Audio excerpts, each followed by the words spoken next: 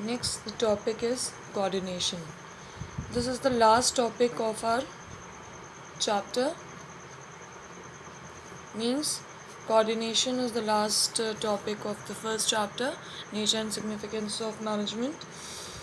Coordination बना है coordinate word से. जैसे कि आपने सुना होगा, लोग कहते हैं कि आप इनसे कोऑर्डिनेट कर लीजिए, लोगों को कोऑर्डिनेशन से काम करना चाहिए.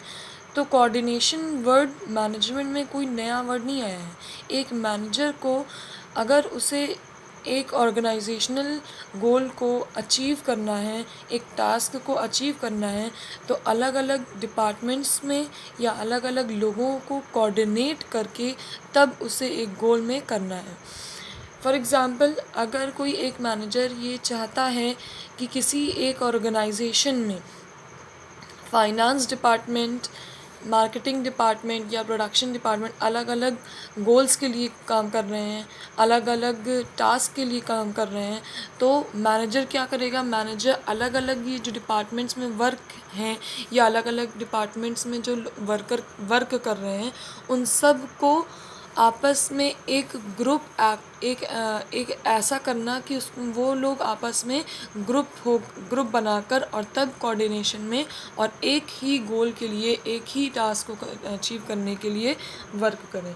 तो कोऑर्डिनेशन क्या होता है? It is the process in which a manager synchronizes the activities of different departments towards the achievement of a common goal.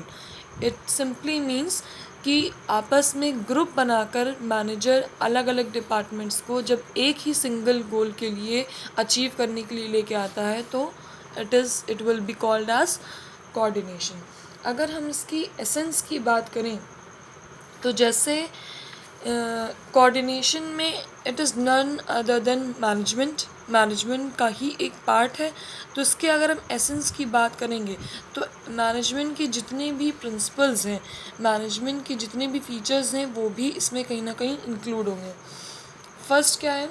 Coordination is needed in all management functions. हमने फंक्शंस पढ़े थे मैनेजमेंट के, that is planning, organizing, staffing, directing and controlling.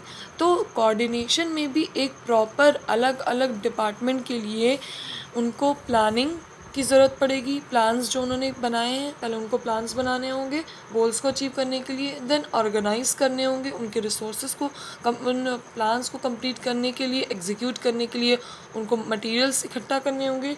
Then staffing, particular और perfect लोगों को चुनना पड़ेगा. Directing, time to time motivate करना होगा. और कंट्रोलिंग, उस पर डिज़ायर्ड रिजल्ट्स, एक्चुअल रिजल्ट्स पाने के लिए उनको चीज़ों को कंट्रोल करना होगा. तो जितने भी मैनेजमेंट के फंक्शंस होते हैं वो भी कोऑर्डिनेशन में इंक्लूड होंगे. आप एक तरह से ऐसे समझ लीजिए जैसे गार्लैंड होता है, एक माला होती है. एक माला अलग अलग फूलों से बिनी होती है और उस फूल में जो तागे का वर्क होता है वो होता है कोऑर्डिनेशन का. उस तागे का वर्क क्या होगा कि अलग अलग फूल हैं, उनको इकट्ठा करके उस तागे में बिनना.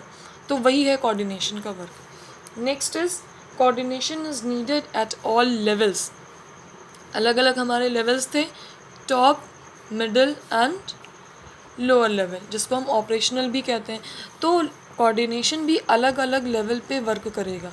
टॉप, अगर प्लानिंग की हम बात करें तो टॉप लेवल मैनेजमेंट इंक्लूड होगा, और अदर वर्क के लिए मिडल और लोअर, मतलब इन तीनों में आपस में कोऑर्डिनेशन जब होगा तभी कोई एक ऑर्गेनाइजेशन अपने गोल्स को अचीव करने के लिए वर्क कर सकती है.